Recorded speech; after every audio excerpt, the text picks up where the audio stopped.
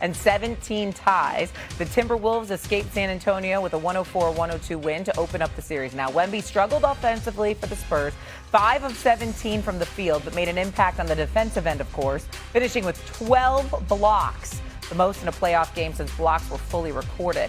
The Timberwolves closed as a 10.5-point underdog, according to DraftKings Sportsbook, making it their largest playoff upset since they beat the Spurs in Game 2 of the 99 playoffs in Round 1. The Spurs rallied to win that series and claimed their first NBA title that season. Let's go back to the current state, though, now, Jay Will. Does the Wolves win now change your series outlook between the Timberwolves and the Spurs? I had the Wolves in 6. I never picked the Spurs. I think Hold it, Jay. Yes. Even when it was uncertainty about Ant-Man being available, you still picked the Timberwolves? You and Cam aren't the only ones with a lot of contacts in our industry. So I'm just going to tell y'all that I rock with some people that told me that homie was going to come back like Wolverine, and my man came back last night. And I'm going to say this: and I said this last year. He's the closest thing to Jordan, personality-wise, that we have in the game of basketball right now. And the only other dude I saw come back from a hyperextension like that was Giannis when he dropped 50 the next day in the NBA Finals. But there's something about him, SA, if you want to compare it to 1994 when Jordan said, "I'm back," it's the same kind of fervor. It's that same kind of, you almost got me cursing on national TV. It's the same kind of pop to his soul. You know what I'm saying, Cam?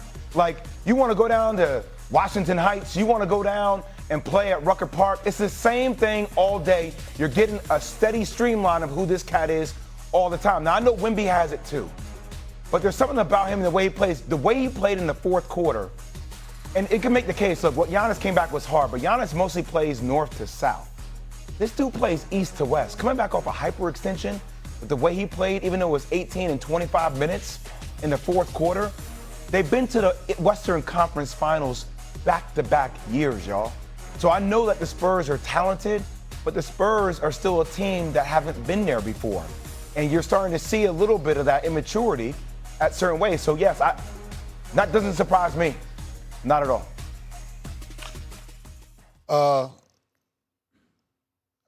I'm still just thinking about Perk talking about them getting swept, which was just it was wild. He said San Antonio may get swept. Yeah, he said San Antonio, and I was just I'm still actually processing that. So pardon me, Jay Will. Look, it was a 2-point game with the Spurs shooting terribly. Wemby missed 8 threes. We say he had this incredible night, triple-double, 12 blocks, set an NBA record, but he's not going to shoot that bad again. De'Aaron Fox is not going to shoot that bad. Now, I do agree with you with the inexperience and them going back-to-back conference finals talking about the Minnesota Timberwolves. And I do like their attitude. We just talked about McDaniels is calling people out by name. They're gritty, they're tough, so on and so forth. I think this game, too, is going to explain a lot, but I do think the Spurs have to have a sense of urgency going into game 2. You don't want to go back to Minnesota down 0-2.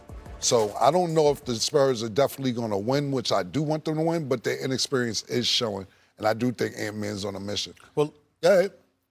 When we say their inexperience is showing, I will remind everybody that they lost 104-102, that they had the last shot by Shan Penny, who's shooting like 57% from threes in the playoffs. He makes that shot, they win the game. So I'm looking at it and I'm saying, yeah, you young, you inexperienced, but you was right there. The game could have been had. But give Minnesota credit. They survived, et cetera, et cetera. It did change my outlook, Jay, because I didn't know if Ant-Man would be available. If Ant-Man was available, I would have picked Minnesota to win this series. Because he wasn't available, I picked them to lose this series. That's how much, to me, he means to the Minnesota Timberwolves. I love this cat, Terrence Shannon, because he built like a linebacker, got a lot of speed, really aggressive, very athletic. He's no joke. And I love the fact that that's been implemented into things by Coach Finch, who I just interviewed last week, by the way. He got McDaniels. He calling cats out, like you pointed out early, Cameron, when he called out Denver by name. Each of them. They can't play. This can't play defense. That can't play. This guy can't play defense. Called them right out.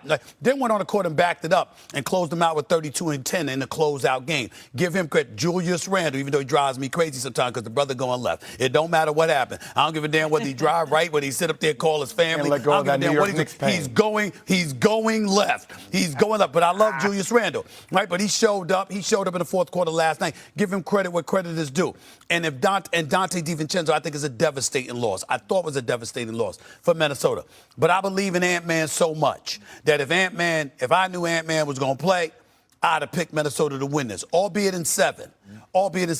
And that's where I'm at right now. Because he was on the court last night and because he's playing, I'm going to pick Minnesota to win this series. But it ain't going to be no sweep. You understand what I'm saying? I think this is going to be a deep series. I think Wembyama and the crew is going to answer the call, being the young Lions that they are, and they're going to have that. This is going to be a big-time series, make no mistake. I just think that Ant-Man, as long as he's on the court healthy, will find a way to help Minnesota close the deal.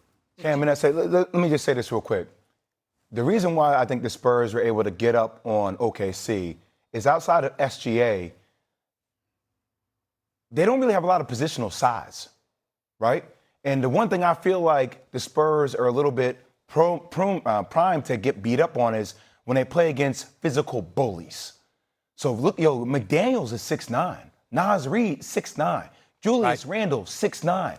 You talk about even Ant-Man, Wolverine, he's 6'4", he's 220, right? So there's a lot of, outside of Stephon Castle, they don't have the perimeter defenders to really physically mount up like that. And you see that with points in the paint. Even though Wemby got 12 blocks, he kept most of them inbounds. Who got all those 50-50 balls? It was Minnesota.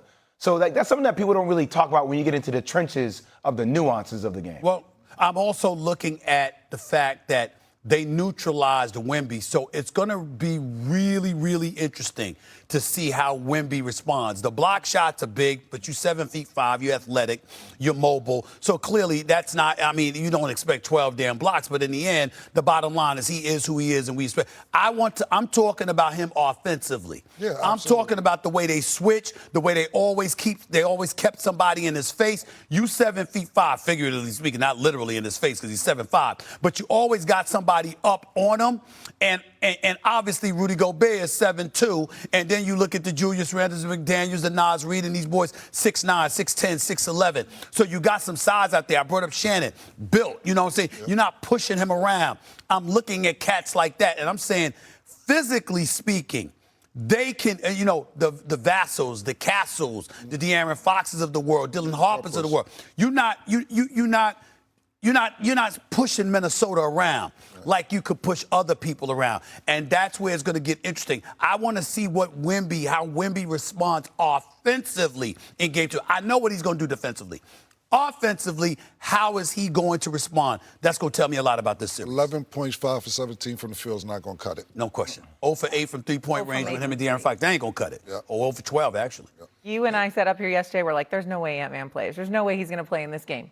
18 points in 25 minutes of work? Unbelievable. What? Off the bench. That is Off the bench. maximizing someone's capabilities. 18 points in 25 minutes of work. Shay, yes. Off the bench, being deferential, understanding who he is, but where he is, and not wanting to disrupt what the Minnesota Timberwolves were doing in the last 2 games against the previous series. You understand?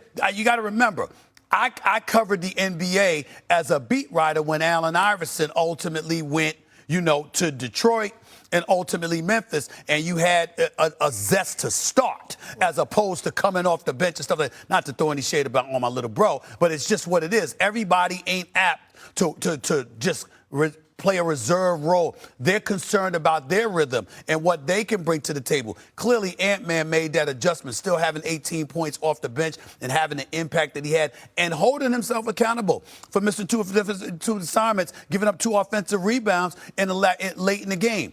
This is what they have right now in Minnesota. But again, they've been in the last 2 conference finals. So it's not the biggest shock in the world if they end up winning this series and going back to the conference finals. Because once they get there, we're going